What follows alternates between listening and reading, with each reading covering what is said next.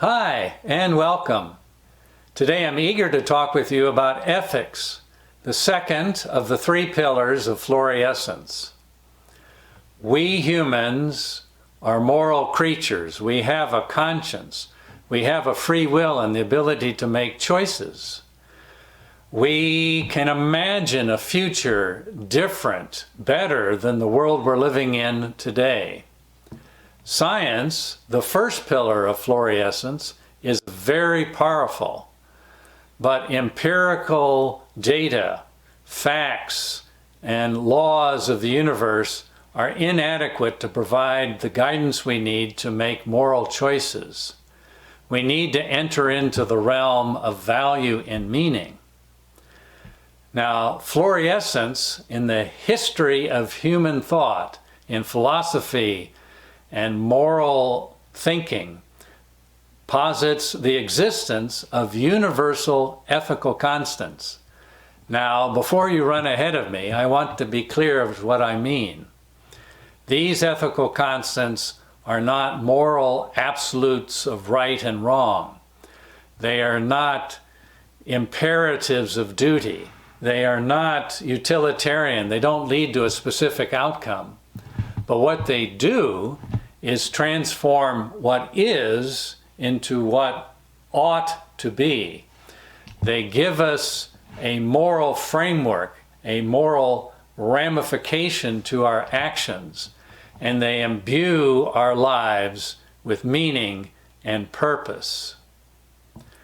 Now, as exciting as these universal ethical constants are, and the possibility they offer us of creating a universal cross-cultural metric for measuring ethical choices.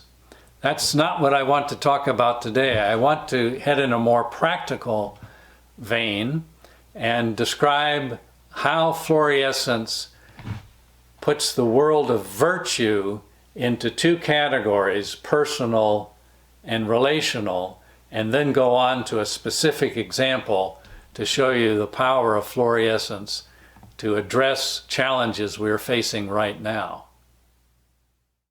Societies around the world have long recognized that virtue is essential for a well-lived life and a well-ordered society. Without virtue in the people, we're in a wretched situation. Liberty and the pursuit of happiness degrade into mere narcissistic license.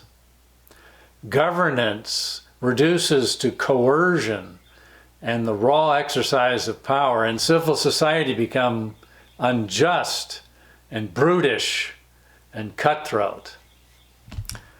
Now, Floriescence organizes 11 key virtues necessary for human flourishing within two broad and complementary ethical categories that I just mentioned, the personal ethical category and the relational ethical category.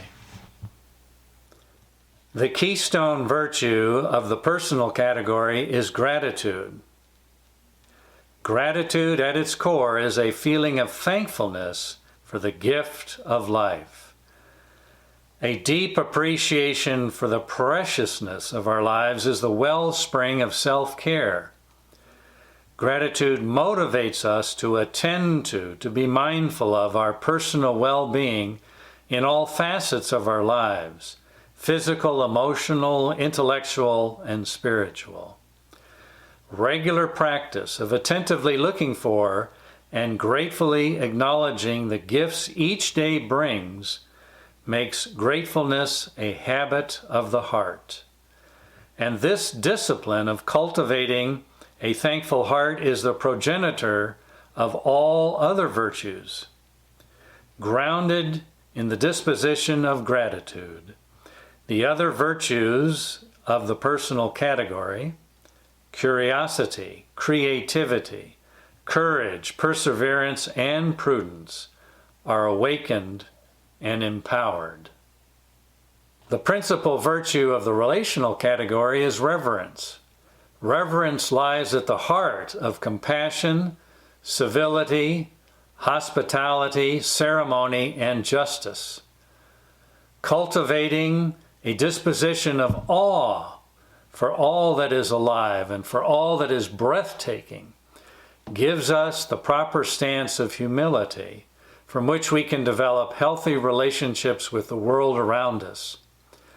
From the vantage point of veneration, we can be alert to and counteract what debilitates and what inflames. Reverence is the cornerstone of the other relational virtues: reciprocity, competency, care, and justice. I wish to end today's brief discussion on Floriescent ethics with a reading from our book, Floriescence, on the virtue of justice. I'm reading from page 82. Equal protection under the law is a bedrock principle of a just and cohesive society. Societies are more stable and secure when people have faith in law enforcement and the courts. And yet, no matter how well structured and funded, systems of justice function no better than the police officers, lawyers, judges, witnesses, and juries who serve in them. Sadly, and all too often, all over the world, justice cries out to be served. The civil and criminal justice systems we have devised are struggling to address the high levels of wrongdoing and crime. When we have to go to court to seek relief, remedy, remuneration, or retribution, often this arises when others have failed to exercise virtue. To buttress what I am saying, I would like to conclude with the insightful remarks of Alexander Solzhenitsyn. Quote, "I have spent all my life under a communist regime, and I will tell you that a society without any objective legal scale is a terrible one indeed. But a society with no other scale than the legal one is not quite worthy of man either. A society which is based on the letter of the law and never reaches any higher is taking very scarce advantage of the high level of human possibilities. The letter of the law is too cold and formal to have a beneficial influence on society.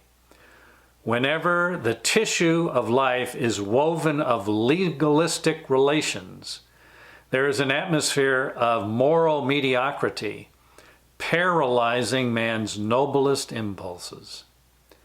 And it will be simply impossible to stand through the trials of this threatening century with only the support of a legalistic structure." In summary, no virtue, no matter how good it is in and of itself, can be pursued alone for long. Even the righteous pursuit of justice will become disfigured if pursued in the absence of the other virtues. Anchoring our actions in the bedrock keystone virtues of gratefulness and reverence will yield, in the long term, a beneficial influence upon ourselves and upon society at large. It will enliven and call us to our noblest impulses, and it will freshen the ethical atmosphere beyond the stifling moral mediocrity of cold legalism. Thank you for your very kind attention, and as always, and until next time, I wish you well.